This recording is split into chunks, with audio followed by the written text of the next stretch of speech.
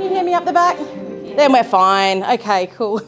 So my name is Sarah Cassim, and I just wanted to welcome you all to the Comms and Marketing for community groups, and to see such a diverse amount of people in this room from different groups is just so a big representative of what the Hawkesbury is about, is it not? It's a wonderful place to be. Okay, so just going to hit these slides. So who am I? I just said it. I am a mum of 3, and I'm on the west side of the river at Bowl Mountain. It is a beautiful place to be. And I am the founder of the Hawkesbury Women in Business and, of course, Sarah Cassim Consulting. It has been a journey to get there, and we are going to actually use Hawkesbury Women in Business a lot today, I have become quite sought after around Australia with the culture that we've built within that. And we now have very similar groups down in South Australia, Melbourne, and I think Perth. I haven't seen them for a while, but they are looking at building the same culture with the same inclusivity than what we have there. So we will talk about that soon. I am award-winning in business in this area in particular. So that being of Hawkesbury Women in Business, Sarah Cassim Consulting, and I actually won Business Person of the Year last year at the Hawkesbury Business Awards. And if anyone, you want to reach out to me at any point, you can reach me here at the tag, I am Sarah Cassim. Very basic, very self-explanatory, so that's great.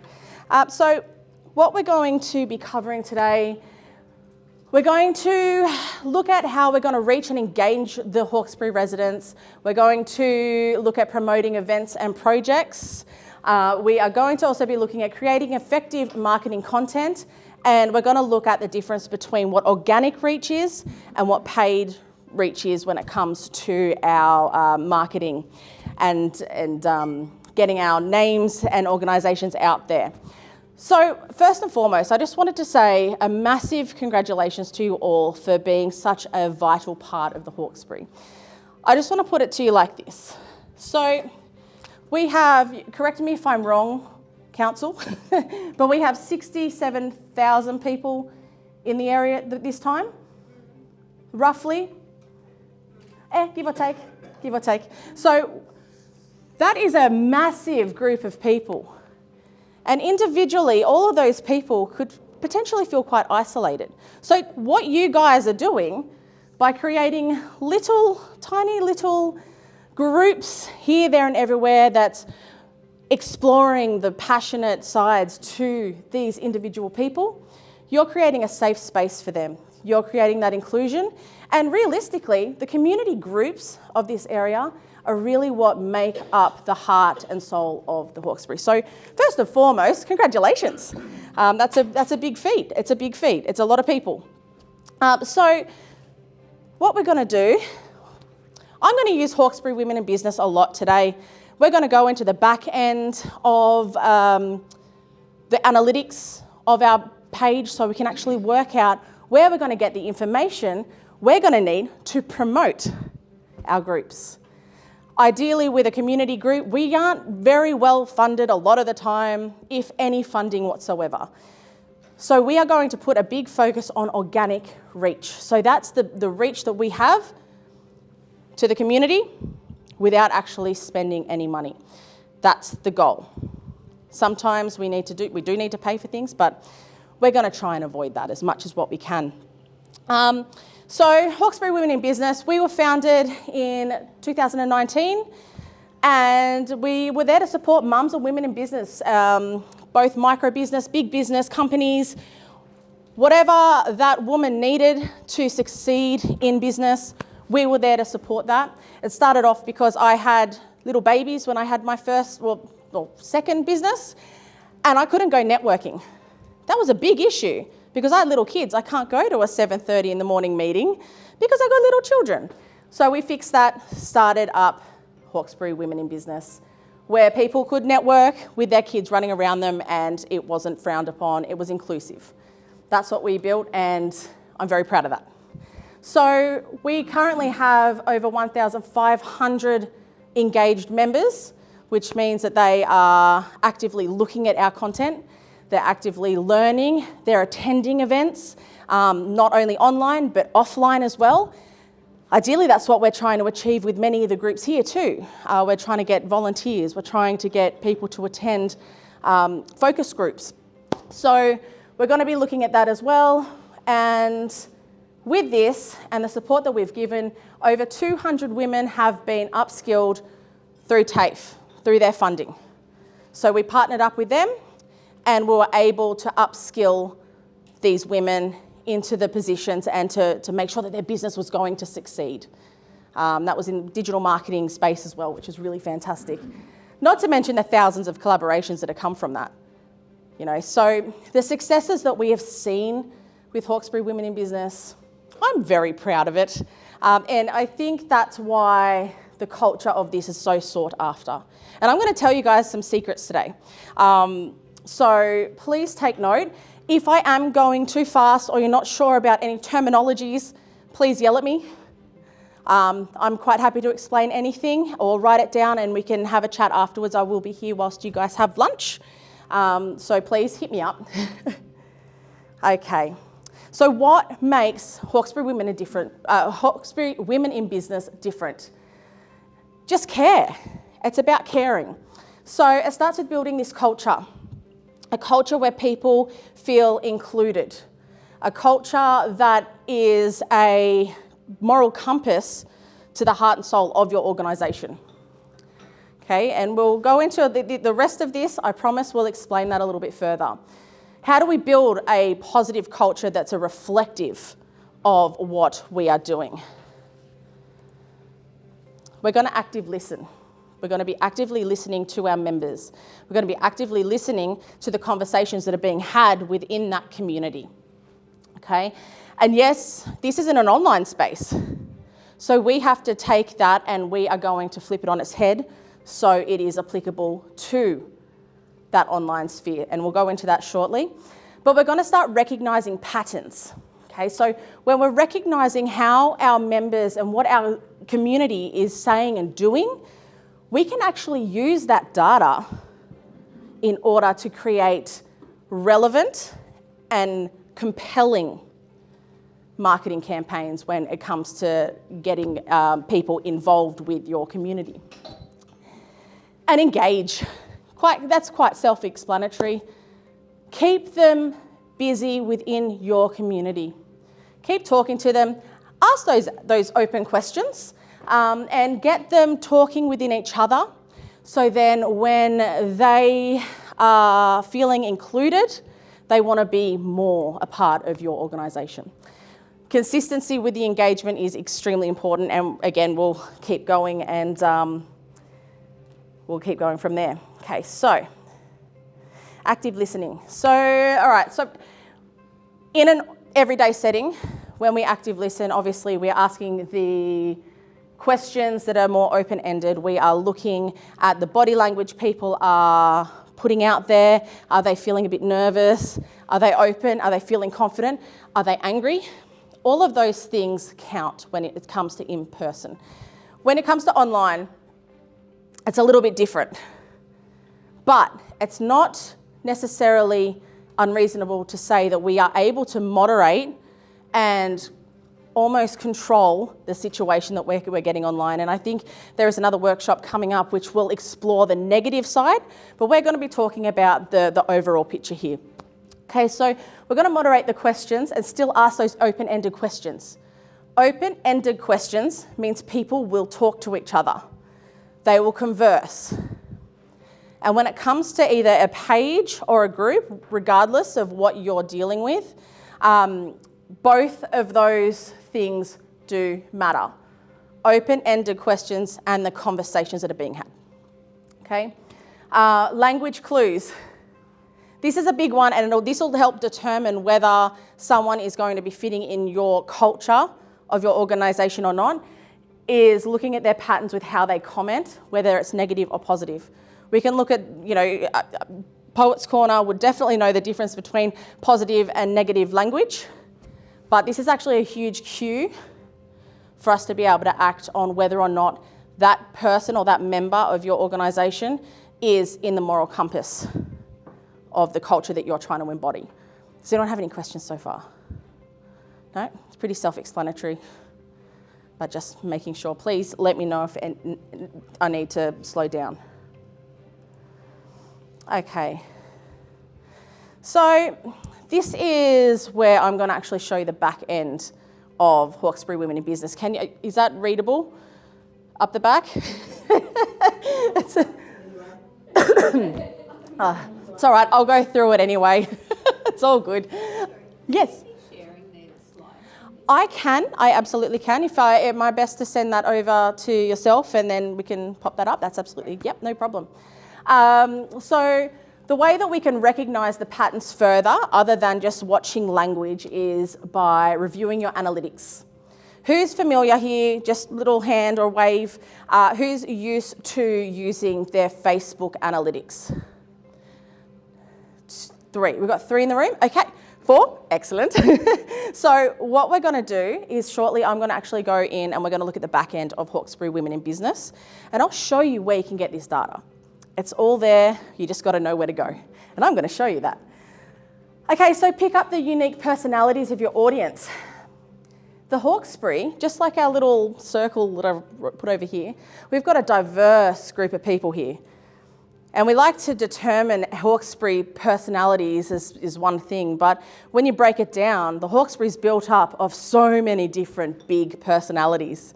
And it's really important for you as an organisation to pick up the uniquity, those little quirks that your audience has.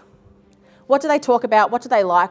What is something that is going to make them tick? Because we can then utilise those things into our marketing campaigns as well. Okay, so how do we use this information? We're going to post when the audience is online. We're going to place those engagement and interactive posts, and I'll show you that when we go into the back end. And we're going to keep the conversations and awareness for your group going. So that comes down to consistency again. So what I'm going to do is I'm going to go into the back end and show you the deep secrets of Hawkesbury Women in Business. So just don't mind me. Okay. So here, okay, first and foremost, who has a group and who's got a group associated? Okay, so we've got a group, and who's utilising a page on Facebook? Great. Bit of both. Both. So I'm going to show you both, because not every page needs a group, but most groups I feel need a page. Does that make sense? Yeah, cool. All right, so first and foremost, I'm going to go into the page analytics for you to see. So here's our Hawkesbury Women in Business, the cover photo that I haven't changed in years. But if we go down to our Business Meta Suite, and then we're going to go, see this tab here of Insights. We're going to click on that. Feel free, if you have a laptop, you can go through this as well as we go along. And just see what your analytics are saying. So here we have our insights. So here you can see what your Facebook reach is like, how many people are actually looking at your page, how many people have you actually reached. So obviously we're up, which isn't, obviously we like to see green, that's always nice. But if you scroll down further, we can actually see what our demographic actually is. And this is actually very interesting to do for yourself, because a lot of the time it will be slightly different to what we actually think it is. So it's really important to actually understand who it is that you're talking to when you are communicating on your social media. So here you can see clearly, as a women's group, we do have a large portion of women and we are ranging between that 25 and 45, with our main group of ladies being right here, smack bang, 35 to 45, and it's not much different with Instagram. What you will find between these two platforms, I will just point out, Instagram will be slightly younger than your Facebook market. And we'll go into that a little bit further, but just pointing it out whilst it's here. Okay, so then what we want to do, we're going to hit our results. So here you can see your visits, your followers, paid reach. We don't do paid reach when it comes to Hawkesbury Women in Business. I'm quite firm on the fact of building that organic, because I think that we should just get it for free. And really, we aren't funded. So it's very important that you do weigh that up as well, like whether or not your organisation can afford that. Okay, so our audience, you can see where our audience is coming from here. So here we've got Sydney, we've got Hawkesbury. A lot of the time, Sydney, that's going to be the Hawkesbury anyway. It's just how Facebook is. So then you've got your countries that people are viewing. Obviously, we're very Australian-based because we're Hawkesbury organisations. However, you might be quite surprised with who's watching in the background, you know. So, great. Now, if we go now into the group, so we're going to go into, hang on, go Hawkesbury Women in Business. Oh, networking group. That's what I want, our group. Okay, so when you open it up on your desktop, you'll see something like this. I am mindful that this is a support group, so I'm not going to show you, you know, much further than that. But you can see that this is generally your page that you will see. What we're going to do is we're actually going to go over to manage. When you go right down until we see growth. We lost a member. Who needs that person? That's okay. We'll forgive them. Okay, so here you can see your total members. You can see when you've had drop-offs. They will happen. Don't take it personally. It's probably okay. They've either probably their accounts been deactivated for whatever reason, or it just hasn't been for them, which is actually quite a compliment, because you know you do want to breed that great culture associated with what you're doing. Okay, so we've had 10 membership requests, so we're actually up by 11.11%, and you can see what's happening. Okay, what I want to just show you as well is, which one is it? It's scheduled post. This is also a really good one. I'll just show you this quickly whilst we're here. But you can actually schedule posts. So for instance, I am scheduling this post. If you go down here, you can schedule it. So when it comes to your consistency, this is a really great tool. Okay. So do you have a recommendation on how often to post these sorts of groups? This sort of group, I would say, well, it depends what sort of group it is. Ideally every day. But I know that that's not necessarily always possible. There's a big pool, so you post different content though. So say for instance, if you're posting all promotional posts, we need volunteers, we need volunteers, we need volunteers, we need volunteers, people won't show up. They'll switch off, they're not engaged. Which then tells Facebook they're not engaged. So we're not going to show that. We want them to be engaged so they stay on the platform longer. So by breaking it up, and doing some interactive posts, for instance, and that's what I'm just trying to find here.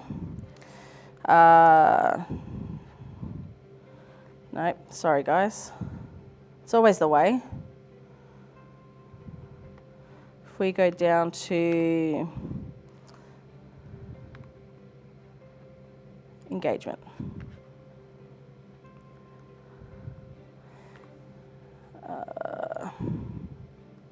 Group quality. Oh, I had it before. But you can actually see what posts are actually working for your group, which naturally I can't find right now. Hey? Oh, 100%. I had it open literally this morning. Okay. Okay, here we go. So just in the overview. So the main page. There you go, everyone. Thank you, Zuckerberg, for doing that to me. That's wonderful. Okay, so here on your overview page, I will point that out. It is overview page. Don't do what I just did. You will find what posts, how many posts, how many comments. So comments, we're up by 918%. That's great. Reactions, we're up again. So this is all great information to see how many people are actually engaging with what you're putting out there. Okay, so top posts. I will only do the ones that I know that I did. Okay, so we obviously have a lot of promotional content about events that are coming up, different things that might pop up that we would love people to attend. You'd be surprised they're not the ones that get the most engagement. So this one here, I love this post, by the way, just okay, so this one was just a bit of fun, okay? It's tough out there at the moment, let's have some fun. I have put together to see who we have in our HWIB pack, as in a dog pack. I identify as a Rottweiler, I feel. What breed are you? Bianca is one of our team members in Hawkesbury Women in Business, and she does dogs. So it's still relevant. She's a dog sitter. It's still relevant. It's sort of giving her a bit of a shout out. So there's purpose behind it, but it's fun, right? So then I put a whole heap of different breeds of dogs, which sounds so silly, but everyone loved it.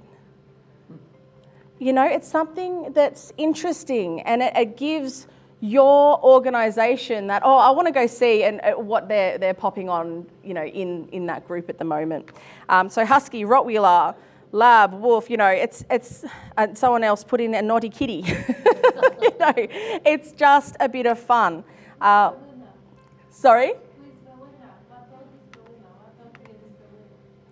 Oh, the dog that was the winner, it looks like it is, yeah, the Chow Chow. You made up those categories? I did, yeah. You'd think I'd have no time on my hands, but it's a bit of fun. And then you look at this one.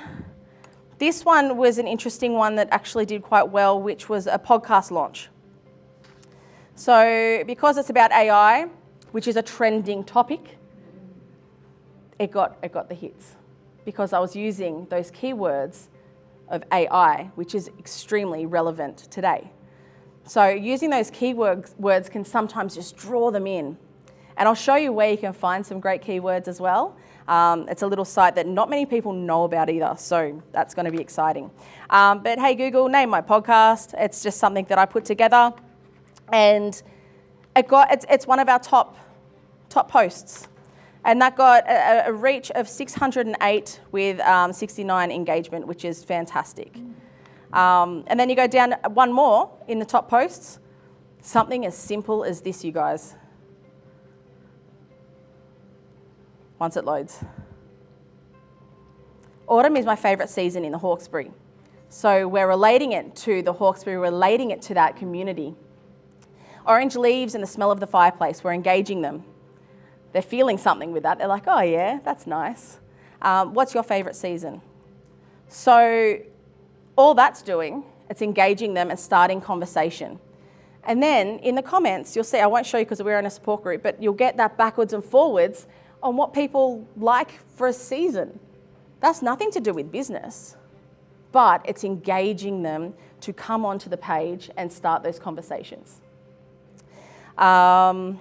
Great, so one other thing I will point out before we move on and I get back to the presentation, the rules. So if you are you have a group associated with your page, it's quite important to have really good rules, because if you're going to hold that culture, I'm going to stand up. That's better. Oh, that was too long. But if you're going to hold that culture, you have to show people that standard in which you want people to abide by. This just keeps it a positive space. And unless, I know that there's a lot of groups out there that are just a free-for-all, but then you go into it and it's a bit icky. You know, there's people fighting, or it becomes quite nasty. And if your organisation wants to avoid that, because that's a part of your moral, that's a part of the ethic and the culture that you want to put out there, then the rules are really important, which I think would be probably covered in the other workshop as well. So if you haven't seen that, that's definitely have a look at that as well.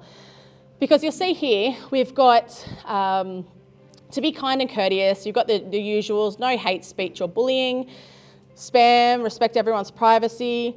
Now this is a big one for our community, which is no dropping promo links and running, so no trying to just blatantly sell to people, which often happens in group situations. Discretion on political and or religious posts. This means that we just keep that to a minimum to make sure we don't have a, political disaster on our hands.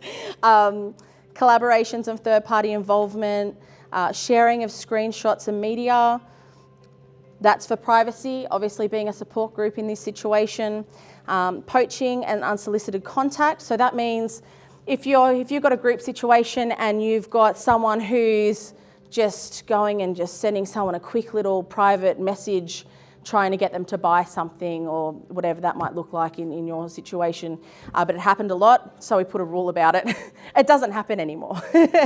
So it's really good to have these in place and recommendation discretion. So we're not liable then for anyone recommending someone who might not necessarily be up to the standard that we expect from Hawkesbury Women in Business. Yes?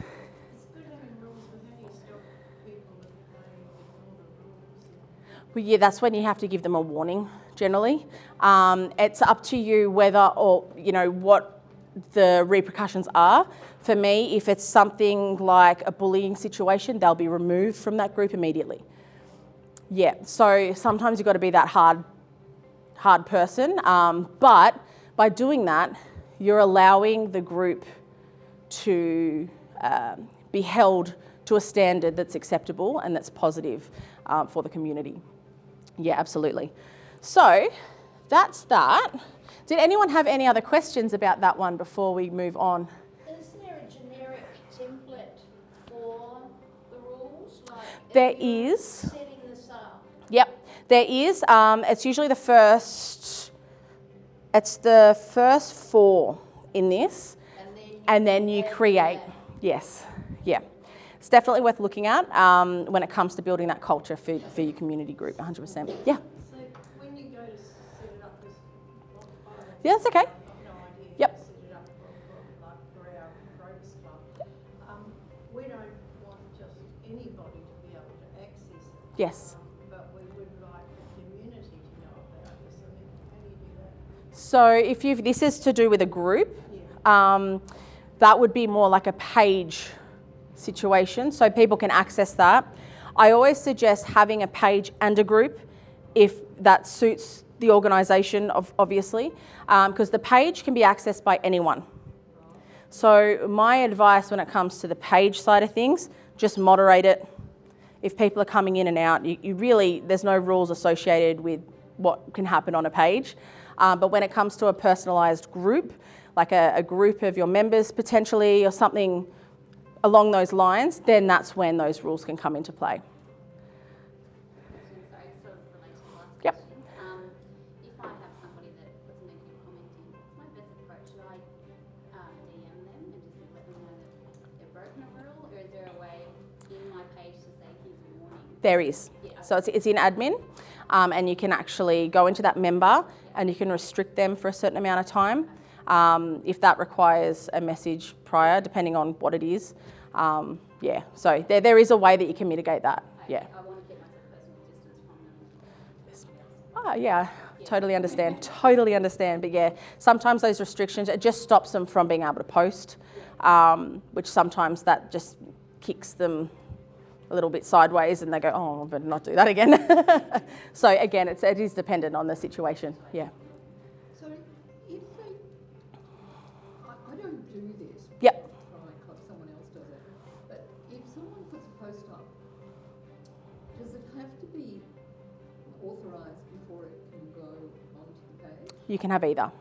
So if you want to do what you do, you could actually have an authorisation. That's right. So we do that. Some groups don't like to do that. They think that, freedom of speech and all that sort of thing. I personally do it because obviously there's a lot of different things that can go wrong when you're talking about different businesses, and I don't want to be liable for anything that goes wrong.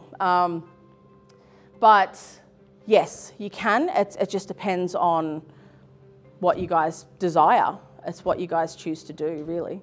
Yeah, yep. Cool. Any other questions before we move on? Cool, yeah. Do you, if there is quite, do you find in your experience there are many negative comments that come up that need to be managed? Not If you're necessarily. creating a culture of inclusivity and... It's a great question, and I found that in the early days, there was a lot of mediation that used to happen. Now, very rarely. Probably once, maybe every 6 months, I'll have to address something. That's it. But that's because you work actively and consistently at building that culture of inclusivity. Yeah, it's a great question. Yeah. Anyone else? Great. Okay. Cool. Awesome. So let's go back to our presentation.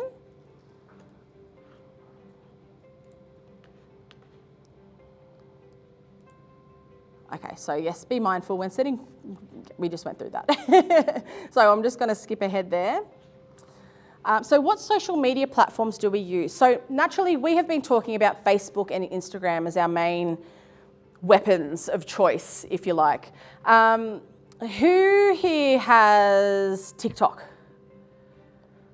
One, yep. Who here has LinkedIn? Yep.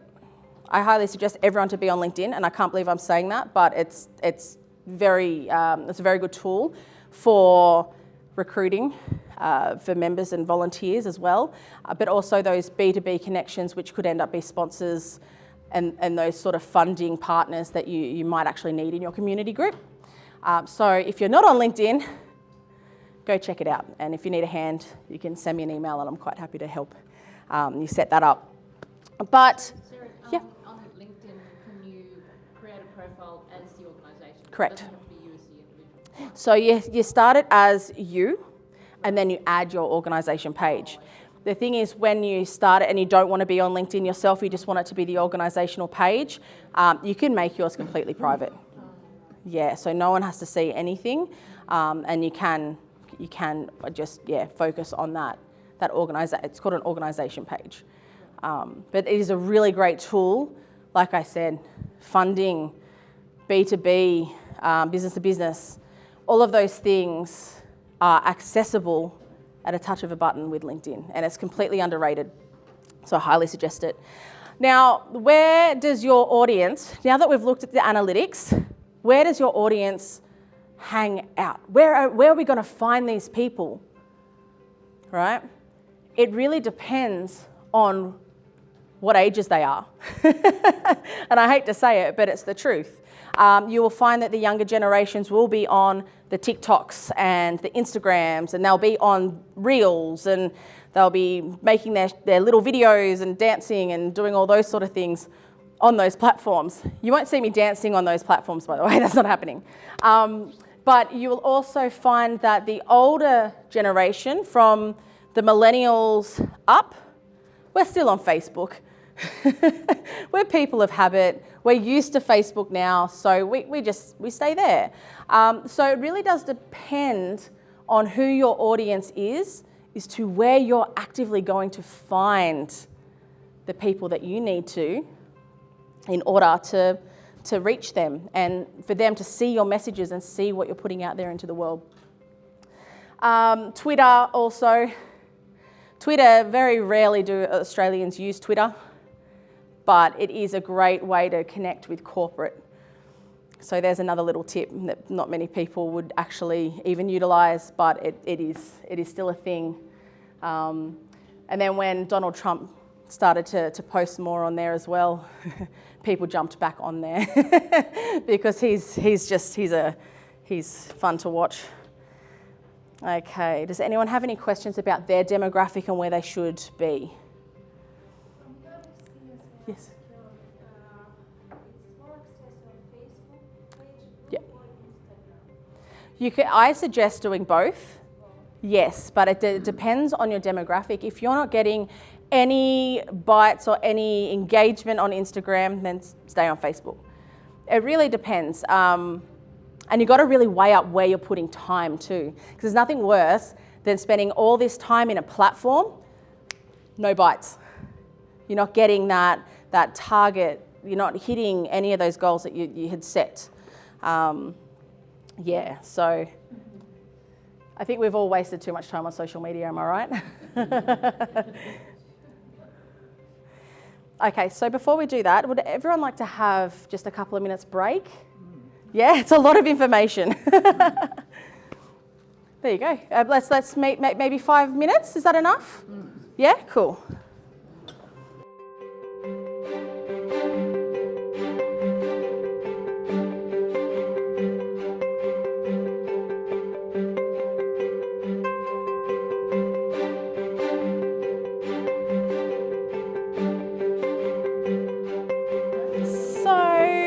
Ladies and gentlemen, are we all rested? We've had a bit of sugar, I hope, because I'm going to get into the real meat of this thing today. We are going to be talking about our advertising, and first and foremost, the difference between organic and paid advertising. Who knows what this means? Few people? Excellent. Okay, so organic, you're not paying for the advertising. You are just managing to pull those people in, engage them, keep it consistent, and they are going to see your posts on your chosen platform, whether it be Instagram, Facebook, LinkedIn, whatever that might look like for you. Organic, you're really targeting the word of mouth and your community around you and the people that you've already built up in your community. Okay, so when we look at the paid, you might see on Facebook a sponsored post might come up or a paid promotion on Instagram. These people have paid for that reach. Neither is better than the other, in my opinion. I love organic reach because I think that as a community group, paying for advertising isn't always the done thing. There's funding issues, there's money that could be best to go to the support of your members, and this organic reach is super important. So we are going to be focusing a lot on that, but it's important to understand where the paid promotion comes from, and we're going to explore that first. So here's some examples of the paid advertising. So local community involvement, getting involved with other community organisations. Yeah, we can do that for free, but there sometimes is ways that we can invest in sponsoring. We can become an investment of time. So we might give our time, like the Fireys will. They'll give their time to do the barbecue. That's still a time investment. Okay, so we need to look at that investment in a similar light to what we would money. Yeah. Now we've got local radio and print. This is something that's really overlooked, but we have some really good radio stations in this area. We've got Pulse comes to mind because they're doing an advertising blitz at the moment where they're trying to get small businesses in to promote. And to be honest, they have a great reach. So there is low cost promotion when it comes to our local radio stations and print. Now, you can also purchase an advertising spot in, say, your Gazette or another publication that might be in this area, but also you can do that organically as well, and we'll get to that soon. But also, as we move further, you get the pay-per-clicks. If you ever heard that saying before, it's basically, Google's a big one for it. You don't pay anything unless someone clicks on the link that they've put up on a website.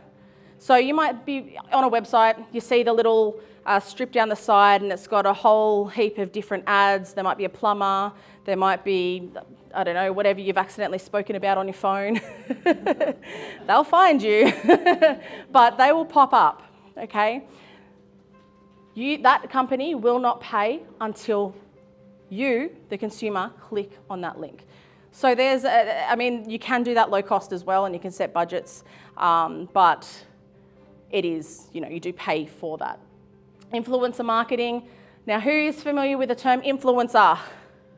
We all know a good influencer. These can actually be very effective if you're looking down that path of paid advertising. You can pay with products, as we all, we always see it on the TV with people getting free stuff and then they just make a post and they get it for free and promotes them. And, so the influencer marketing can actually be really beneficial, because if you find the right influencer with the right network, then what you're going to do is tap in to their massive engaged network. Okay, so there is such thing as micro-influencers. This is usually people who have under, say, 10,000 followers. So a micro-influencer can sometimes actually get you better results than one of the bigger influencers as well. So there is a lot to it, but it is a great market to tap into if that's something that's going to benefit your organisation. I actually can't necessarily pinpoint people that maybe Blank Canvas might benefit from something like that. To get the awareness out, Poets Corner might benefit from that. Having an influencer, in your case, it might be a published author might come and you just ask them to do some signings or something, and they can promote your organisation here in the Hawkesbury. So there is certain things, if you look outside of the box when it comes to influencers. They're not big, scary people. They're just doing a job. And then you've got the boosting and the sponsored posts. So this is on all platforms. They all want to make a quick buck. And it can be useful.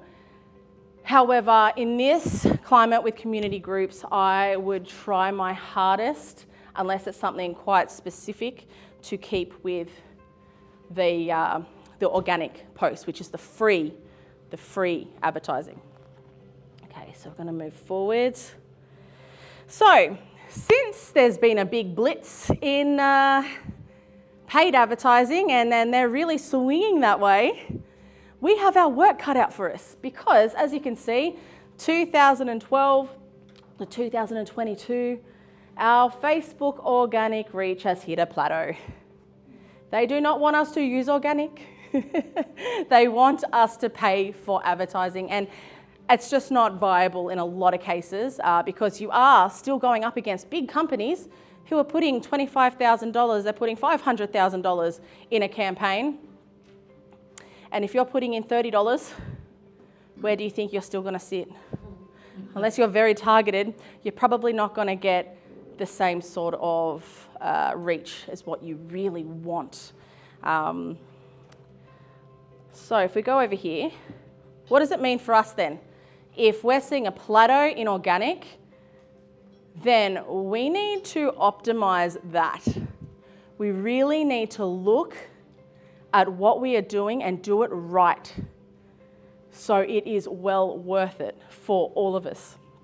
Okay, so there's a couple of things, and I'm going to go through each of these separately now. So we've got SEO. SEO, who's familiar with that term? Okay, so SEO is search engine optimization on your website. This is also, it's apparent on your social media platforms as well. But as far as Google's concerned, and if you want people to find your website, look into your SEO. Okay, so what the SEO is, it's what Google will take from your website and translate it into a Google search. And this could be as simple as changing a heading in your website. Like you might say, "Hi and welcome," as your main title on your webpage. You'll be right down the bottom. You're not going to get that Google reach that you need to be on the top of those Google searches. Okay, so what you need to do is you need to work out what is trending and what words are really hitting those particular searches, so Google can find you, pick you up, and put you on that top 5. You know, when you Google something, you get your 1, 2, 3, 4, 5, they're your recommended ones, and that's great. That's where you want to be. You want to be in people's faces so people know what your organisation's about and who you are. Okay, so does anyone have any questions about SEO? Because that is a very loaded, it's very loaded. Yeah. I just had a question about where you find what the trends are. Oh, I'll get to that. Okay. That's a secret website. Okay. not actually that secret, but not many people use it, and it is a great tool. So I'll show you that soon. Social media marketing, obviously we've just gone through a whole half a day of that. We've got to keep it consistent, we're going to brand well, and we're going to care, like what we saw at the very beginning there. Brand well.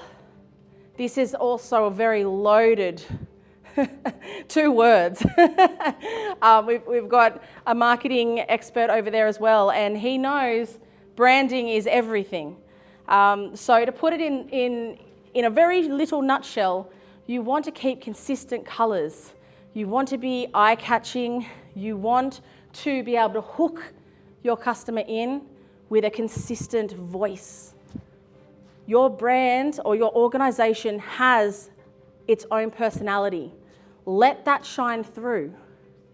And if you can do that in a really consistent way, your branding will be consistent with your advertising and your reach, which will just hopefully bring in the right people for your organisation too. WOM, word of mouth. Okay, so it doesn't matter what year we're in. One of the biggest things is that word of mouth. Get reviews. If people have come to an event, for instance, get their take on it. Ask them what's great about being a part of the fire brigade. Let's put that out there. Okay, those testimonials are really important with keeping that engagement and connecting with generally the Hawkesbury community. We are very tight-knit. The other point with this as well, they will probably share that post because it's them. So what happens if that person's shared on their social media networks? Then you tap into their network. So you're getting that organic reach simply from that person sharing. Really important. And again, one of those things that's completely overlooked a lot of the time. Email marketing. Oh, Nilla, you know how much I love this? Who has an email list for their organisation?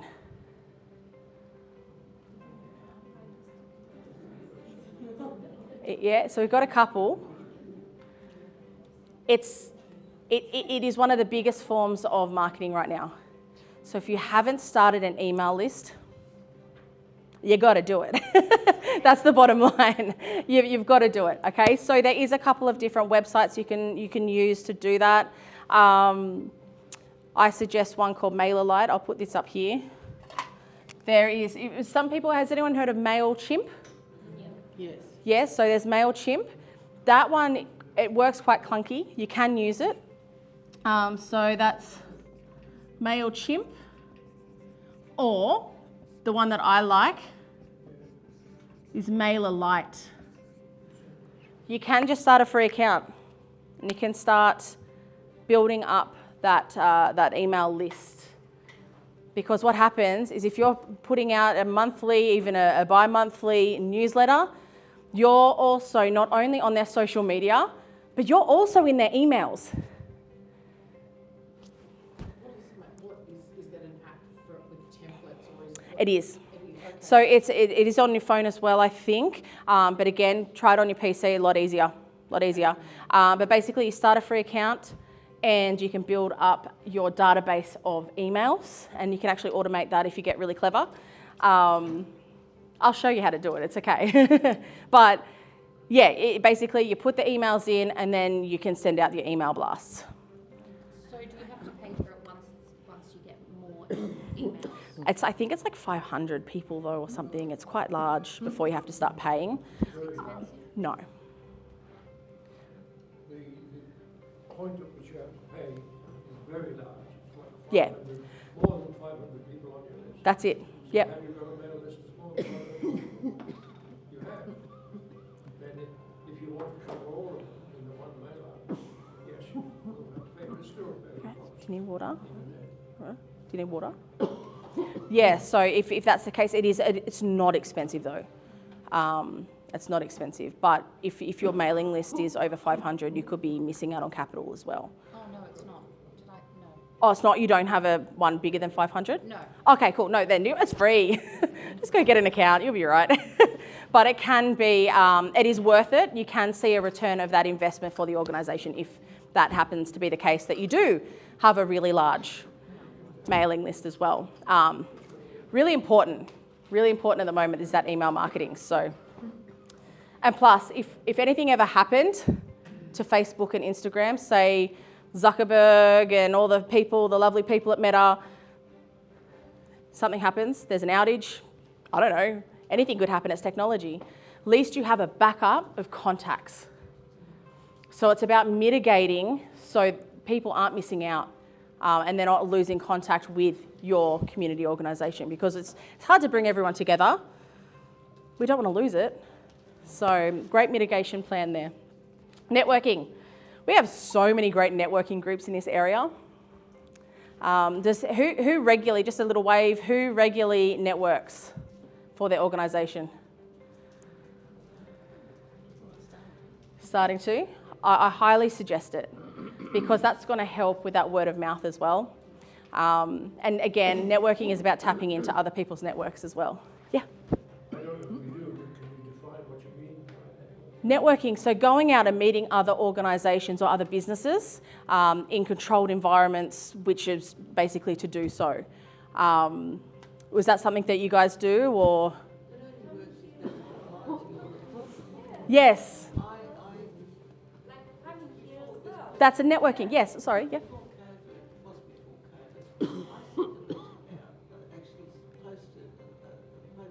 Yeah. To every organisation in the district and every high school textile arts person I could find. Yeah. I got no replies. Inviting them offering to speak at meetings. I got not one reply. Oh, that's a shame, and it's their loss, really. I'd love you to come and talk at Hawkesbury Women in Business. Well, there you go. Let's tee that up. I'll grab your details afterwards and we'll tee that up. Absolutely. See, some group. This is the thing about networking too. You really have to find your people. Like I said, there's so many different networking groups out there, but there might be just that one group that is going to be of benefit to you. Like for me personally, I'm quite clearly I'm quite chill. I'm quite laid back. So Hawkesbury Women in Business is a really good one for me because, well, I've created that culture where it can be laid back. You know, we would have people who will come to networking meetings wearing Ugg boots in the middle of winter, and it's like, that's okay. We'd like to get some men in because real men do stitch. Yes. Across We should get that on shirts. There's a branding idea for you. invented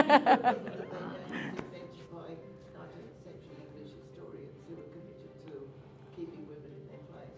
So they invented the Smith and made David Broiler. Oh, Oh, they do. They do. there you go. Third had 94 men in his embroidery workshop. Wow.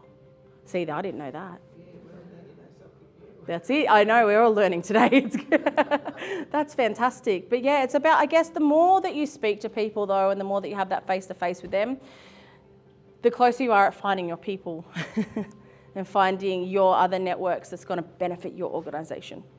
So that is a couple of the examples of organic marketing. Promotion. So when it comes to promoting, say you've got an event coming up, you're doing a drive for volunteers, for instance, promotion. Well, it comes back to the analytics, doesn't it? Who are you talking to when you are speaking to your audience? Okay, so really know that. And when it comes to the promotion, say you have an event, you really want to set those SMART goals. I think we're all probably familiar with SMART goals.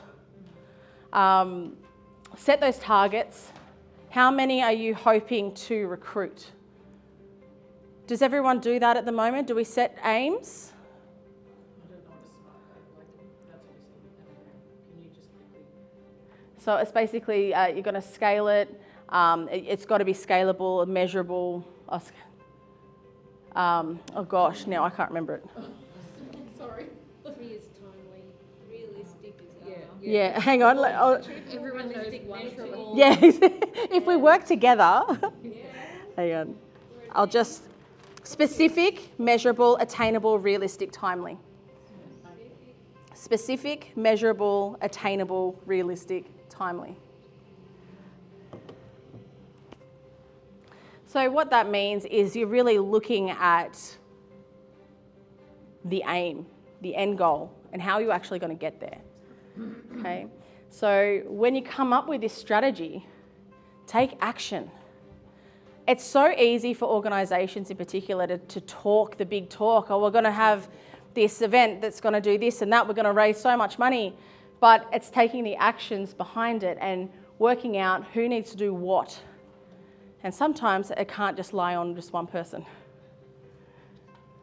Okay, so making your content eye-catching, that's a given, right? That's marketing 101.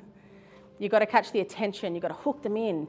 Use persuasive language if you need to. These are all really great tools to get, you think about it. You're on your phone, you're scrolling. What makes you stop? What makes you stop and look at something? Put your shoes on when you're thinking about what it is that makes you stop in your tracks. What colours?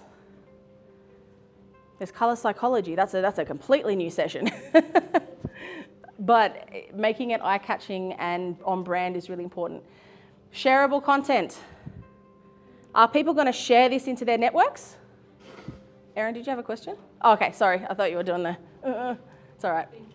Thinking. Well, if you have any questions, tell me. Is it shareable? Ideally, we want to push our posts into our members' networks or into other community groups' networks. And this is where the collaborations come in and networking. These two really should go together, okay? Because by networking and knowing what other community groups you could be affiliated with, you're going to be able to collaborate better and you're going to be able to share each other's content, which then in turn helps everyone in this area. Does anyone have any questions? Because it's quite loaded. There's a lot to it. No questions? Beautiful. With the collaborations as well, I think it's important to note that when you're speaking to other organisations, do they fit within your ethic? I think that's a really important thing to point out too. Do they sit within your culture? It all comes back to the culture of your organisation, the leadership that's within it. Collaborate with the local businesses and the organisations that fit the bill. They're at your standard, right? Because it can actually can do the opposite effect if you're dealing with an organisation that's, subpar. Everyone's got their own culture and it's about just fitting in, Okay, so now we're talking about the making of the great content. Who struggles with content creation? We all do. Everyone. So with the content, it all comes back to storytelling. How well are you telling the story or telling a story with what it is you're trying to achieve? Sometimes that can be the story of the origins of your organisation. That can be to do with a player, for instance, or a feeling. It's a really great tool to be able to tap into people's emotions and to become relatable to them.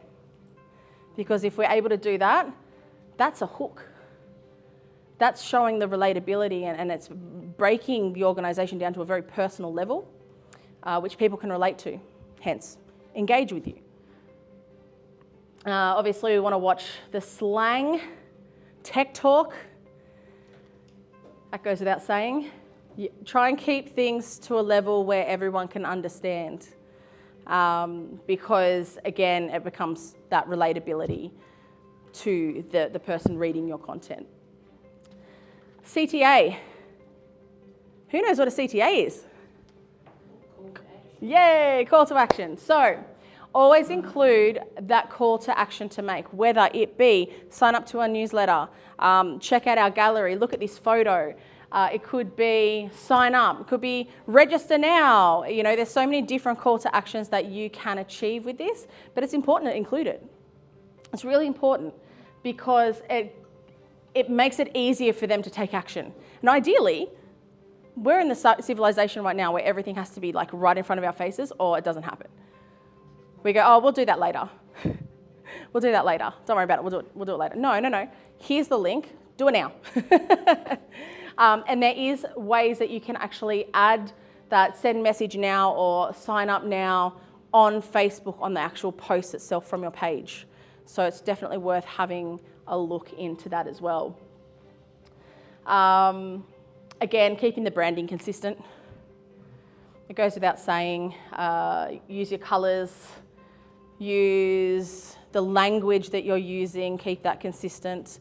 Is your organisation quite formal in how it approaches its communications? Or is it more artistic, for instance, if it's a creative writing group? Is it more playful, or is it you? Is it you that's talking and they know that that's you talking? Keep that consistent because that will help you connect with the right people as well. Eye-catching visuals, well, that goes with the branding really. Be suitable for each platform and make it shareable again. Okay, so when we're talking about being suitable for each platform, there is certain things you need to pay attention to when it comes to graphics and photos, because this can actually affect your reach and affect how often you will pop up in someone's news feeds on their page. It's to do with the size. Now I'm going to show you something. I'll show you this. Who's got Canva in here? Okay, so we also have a signage company.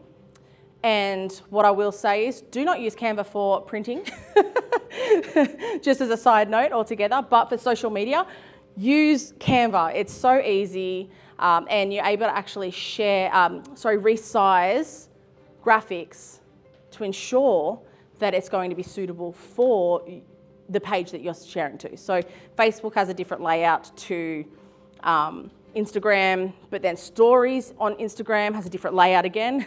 So it gets really confusing really fast. So I'm going to show you, we're on Canva now. So here is Canva. For those who don't have it, it's canva.com. It was actually created by an Australian lady. So good for her, she's doing really well. So what we're going to do, I'll just use this as an example here. Okay, so that's probably not the right example to use. C-A-N-V-A. I'll pop it up here.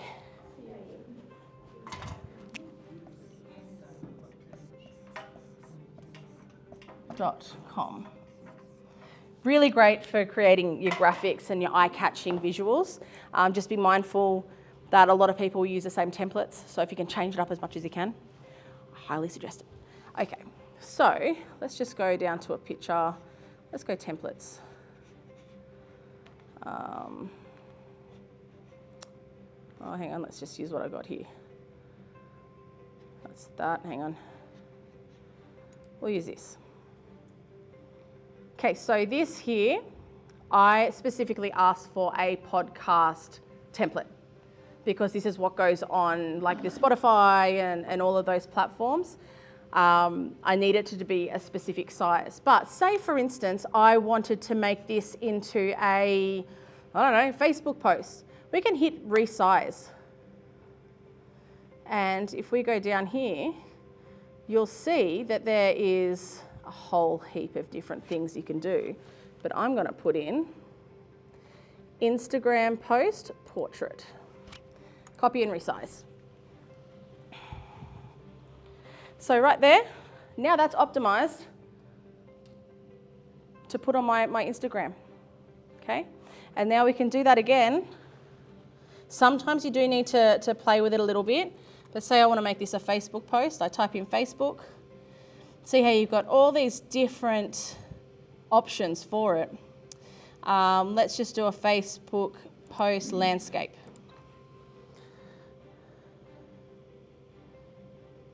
now we've got that. Needs a little bit of a play with. But all in all, it's pretty much ready. You know what I mean? It's that simple. And now that's optimized to get the best results out of Facebook as just a regular post. Yep. Is it user-friendly? Oh, totally. Yeah. Yeah? Oh, good. Yeah. So was that a template and you just put your own things on there? I created that from scratch Okay. because I didn't want someone to have similar. Sometimes it doesn't matter. You can find all the pictures and stuff on Yeah. there. So for instance, so say down here, I'll just quickly show you. Yeah, no, that's good. I'm glad you're asking questions. So for instance, photos. Yeah. This is one of the things that I did today. I can just change that there, done. Say I hate that, I can just go back. Oh, pink. Oh, cake too, that's good. But look, at the end of the day, it is so user-friendly and it's a way to get your organisation looking like the real deal. You know what you're doing. I guess it adds to the credibility as well. You know, people will want to look at your content. Yeah. Sorry. And once you've done that, Yep. Is that transferable then to, say, Facebook or? You whatever can. you want to do? What I would do is, say, for instance, I would go to File, and then you just download it. Oh, okay. And it just goes into my downloadables. Hopefully I didn't get rid of this. Nah, good. And good luck trying to find that again. Okay. I think they have got a scheduling. They do. Yeah. I haven't used it personally. Yeah. I couldn't schedule Facebook and Insta Yeah. at the same time. So Gotcha. you have to go through the process of creating two separate. Yeah, see, Which I is annoying. I find that the scheduling on the business suite is hands down the best.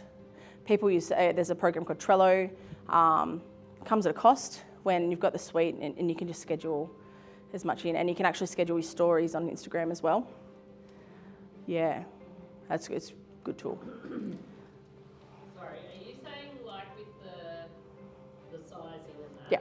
If we're scheduling on like on business suite for both Instagram and Facebook, that won't be going to Trello if you use it. It does get, I do believe it gets penalised. Thanks. You're welcome. But yes, a lot of the times you can change the graphics. For instance, I won't really worry too much about that because we've got a decent audience already. So I don't really do it as much as I probably should personally.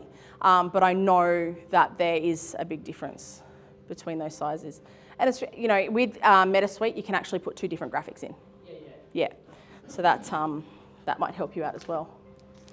Does anyone have any questions?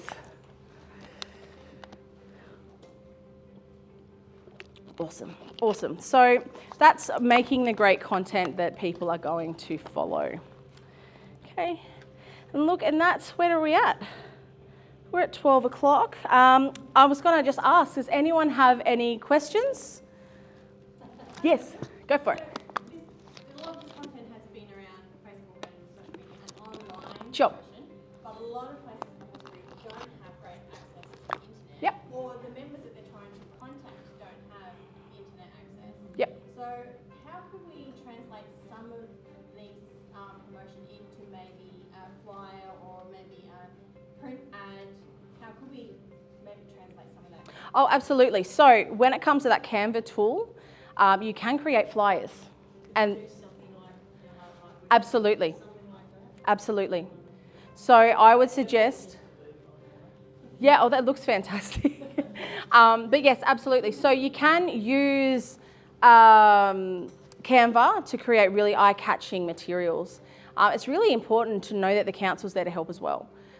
So they have a lot of connections, and quite frankly, you know, the hubs that you guys put on, I feel that they're probably underutilised because there is a lot of opportunities there to use that for networking and get in touch with other organisations as well. Actually, we have Yep. flyers on hubs over on campus, and they're actually, the new flyers are coming out shortly. So if you want to take any information so you know how to get in contact or what we can put in those flyers, grab the flyers. Yeah, absolutely. Oh, well, there you go. Well, that was a great little.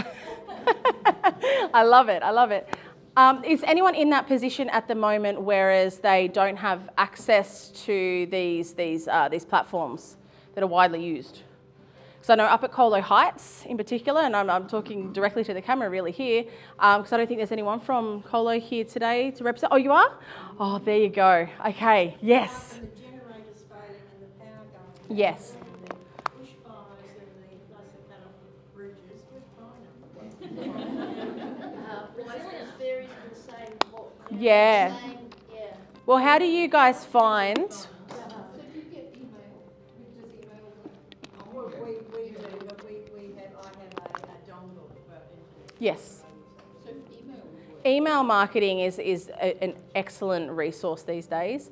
You can also utilise text message marketing as well.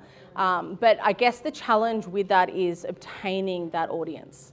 So you really have to be face-to-face. You've got to be going to those community events, and it comes back to the networking. That's when you build your profile too, isn't it? Your That's it. emails, your emails, phone numbers, blah, blah, blah. That's right. If there's an event in your district where you can be, you have to be, you have no choice. Yeah, it's a bit like that. You have to be proactive, especially in those sort of areas. Like I know Colo Heights, Deb Cassis, I will mention, like she's a part of our HWIB, she's a part of the furniture almost. And the issues that she faces up there with even just getting deliveries is an issue. It's a big issue. But the more that you can come together as a community and even network wider, the better that it will be for your organisations. Absolutely, absolutely. Yeah. Any other questions at all? Yes. The chat GBT, Oh yes. does that impact any of this? Not yet.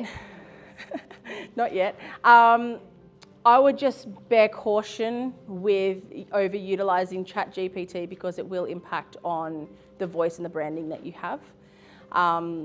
There's so many different things that you can utilise and can actually be very good for ideas.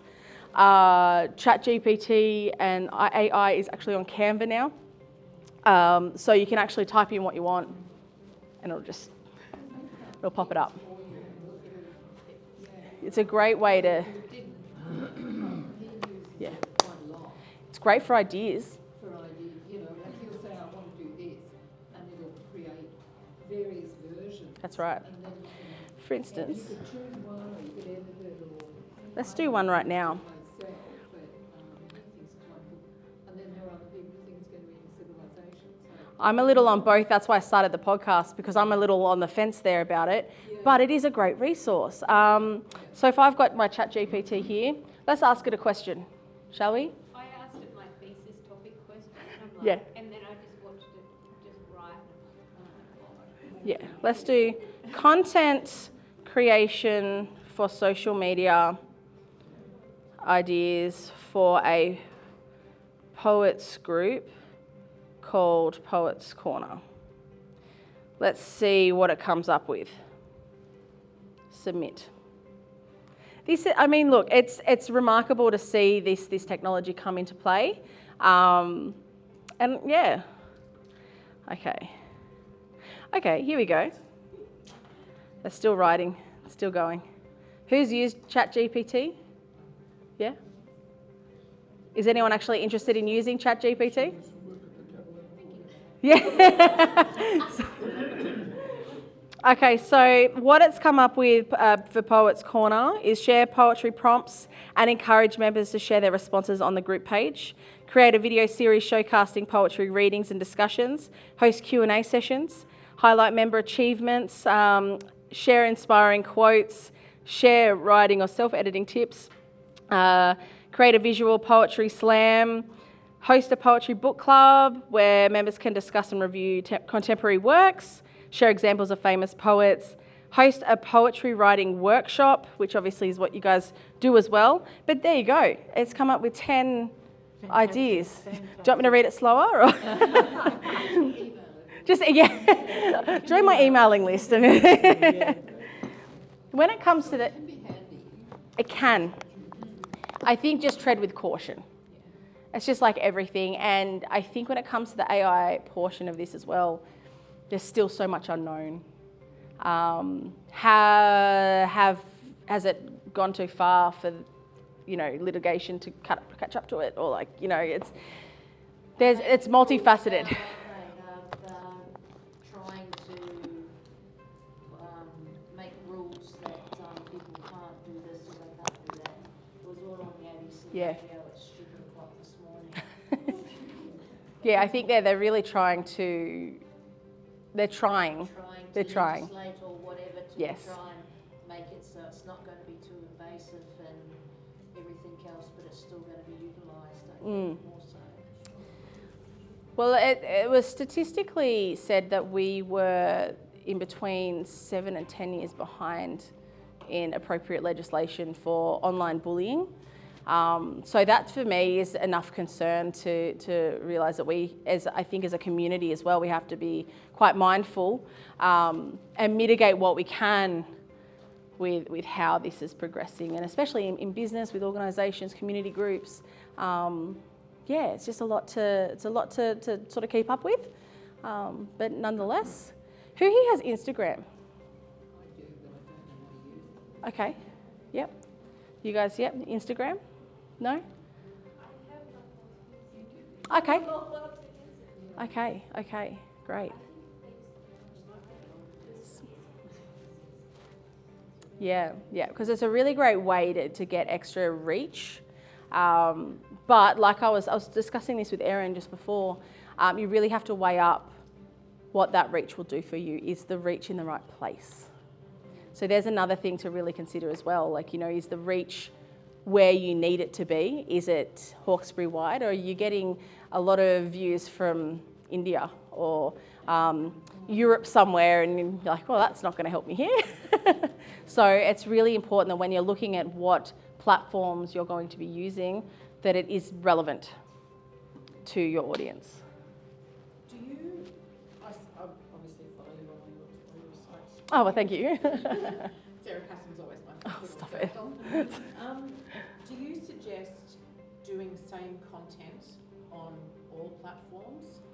And how much is too much? Or do you, obviously LinkedIn is very, very different to, Yes. what I post on Instagram, I probably would be different Yeah. on LinkedIn. Yeah. Is there too much social media? Is there? Well, okay, so with LinkedIn, you can use the same content but just word it differently, depending on what it is, because I guess LinkedIn is your more professional platform. It's where you're going to be the authority in what you do. So keeping it in that sense, you can, Facebook and Instagram are more playful. So those are the platforms that you're going to be able to sort of release maybe a little bit more personality and have fun with your audience, because that's what's going to help hook them in. So do you just kind of go, I'm going to just post whenever, or do you? So with Instagram, I'm big on Instagram. Yeah. I love it. It's visual. I'm a visual person, what can I say?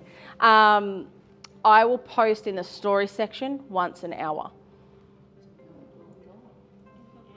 How do you have time? Scheduling. Right. So would you just at the beginning of the week do a whole bunch of work? Yep. And then I just block out a couple of hours and do that, and just I'll schedule in maybe 3 stories per day, which could be something as simple as just a motivational quote for members and the general public. Might be a promo, but I like to space it out. So when it comes to your question about how often you do post just on those general feeds, once a day, you can, look, to be honest, it's realistically, I work on this, so it's probably different. 3 times a week would be great on Instagram and Facebook. I don't do it, but I understand that if we put something on our Facebook page we follow, we can share that amongst our Yes. groups, but those groups will only let us post once a week. Yes. So you can't post every day if you want to share it. No, but this is on your page. So you post the content on your page, and then that's there for your audience. Yeah. Then you might have key posts that you might want to share, so to speak. So my advice is to break up that content. You don't want to make it all promos or come and join us, because you're not going to get the same sort of feedback, and it's actually a waste. It's almost wasting your time, if that makes sense. Well, I don't think Yeah. So, You can also get other people on board. Like once you've made your post on your page and it's shareable, you might only be able to post once a week, but you get 5 people. That's who it. all post once a week, and you can quickly, you just tell them, My- Tuesday's your day, don't forget. Delegate. No, look, honestly, my biggest advice as well is when you're sharing into other people's groups as well, whether it be just the mums and dads page or whatever that might be on Facebook, personalise it. So if you're posting, because that's one of the rules in Hawkesbury Women in Business, is that if you share something that's just clearly promotional, we're probably going to deny it because it's not personal. So what I say to people, if you want to do that and you've got a really great post that you want to share, say, tailor that. Tailor your message that you're sharing with that particular group, which can be time consuming, but it doesn't always have to be. You can still copy paste and just change keywords, but you'll find a bigger engagement rate and it'll be well worth your time compared to if you're just dropping and then moving on to the next group, if that makes sense. Yeah, because they'll read it, they'll stop and they'll read it. Hence, the engagement rate for that post is going to be higher. Hence, you'll end up on more people's feeds. It's a tricky game to play. Yeah.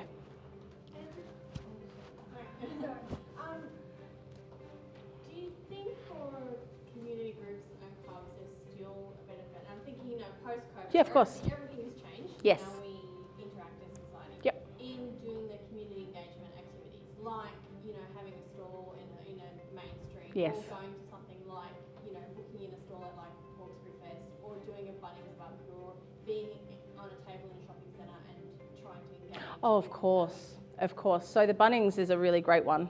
Has many people had a Bunnings barbecue before? Yeah. There you go. So if you haven't booked yours in, go do it because you will get that engagement back and it is fantastic. This is why the hubs are so important too, especially if you don't have access to internet, Upper Colo, those particular places that are quite limited with their access to this side of things. The information's there. When you're in town, go ask your local shopping centres. Do they have a community notice board? Utilise those. People will stop and they will still look at that. It's still in their face. And the ultimate goal is you want to be so far in their face that they're not going to forget about you. And they know that service is there. Because at the end of the day, word of mouth and knowledge is power. And if you can include as many people into your organisation as possible, then it's a win. It's a win for the organisation. Did we have a question over here, Alison? I'm always of two minds between the concept of if you have something to say it, but don't I'd like to avoid spamming people with constant messaging, and so make sure that people, when you do have something that's important to say, people definitely listen.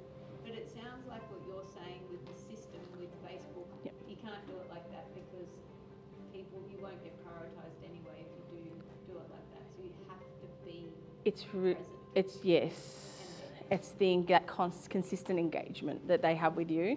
Have you heard of content pillars before?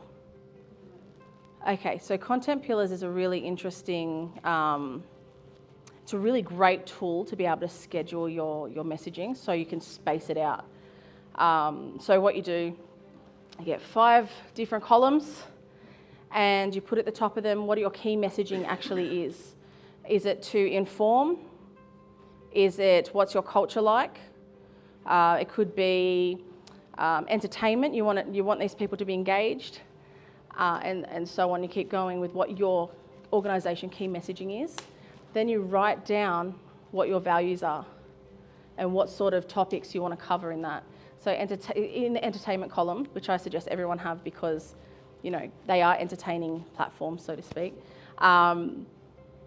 What sort of humour, what sort of content is in alignment with the culture that you have at your organisation? It's really important that because if we have, when you're going through things and you see something, go, oh, I can't post that. It's pretty funny though. You just put that aside, you send that to your friend. It does happen, and I see it often where people will post onto their organisation's page and it's not appropriate. And you go, oh, that's not good, because it can be very damaging.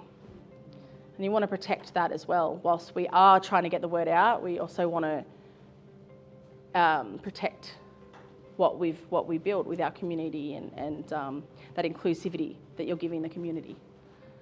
And in a group space, presumably, if someone's doing posts, that you get the whole group to check them first? Yes, it depends how big your team is. If you have someone that you can trust, that's great. But it's always good to just get the clearance from others if you do have a board, for instance, or you do have a couple of people in charge of that. Delegation's really good as well because it's time consuming, you know? Yeah. Any other questions? Sorry, Sarah, what Yes. the content pillars, what were the 5 categories? Well, it depends on your organisation. So you could be informing people, so it could be an educational value that you want to be pursuing. Entertainment, you've got what cultural values do you hold? What's with your morals? Like, where does that sit with the organisation? How is that reflected? Yeah. So it's food for thought. That's it. I might have something here actually. I'll just duck out of this one quickly.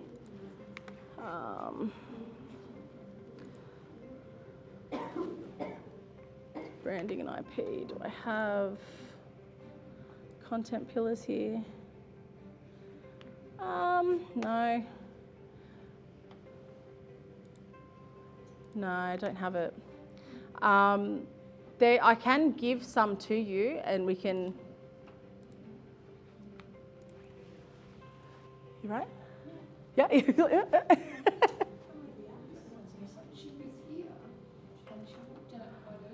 Oh.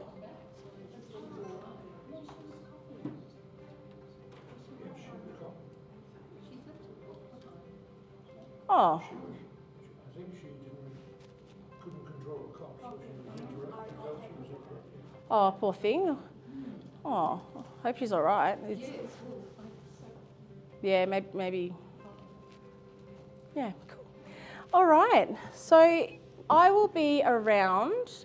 I know sometimes it is quite daunting to ask questions in the middle of a room like this, but honestly, I'll be around. So please pry any information out of me that's going to be suitable for your organisation while I'm here, please.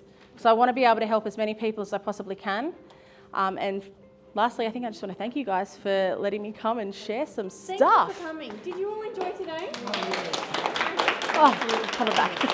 Thank you. Yeah, it's not over, because you're going to help me. We've got okay. like 3 lucky door prizes, and so that I'm impartial, you're going to draw them. So you need to pick out.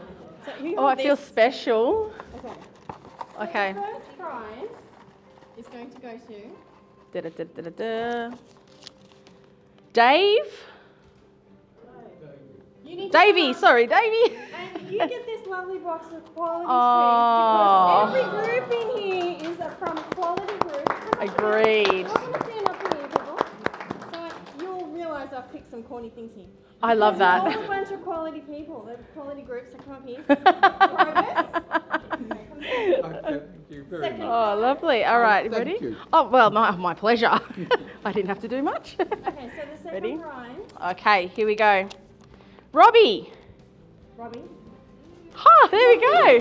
Also the Because it has been a joy to have you all. Robbie, oh, is there 2 Robbies? We've got 2 Robbies? R-O-B-B-I-N. Oh, it is number 47.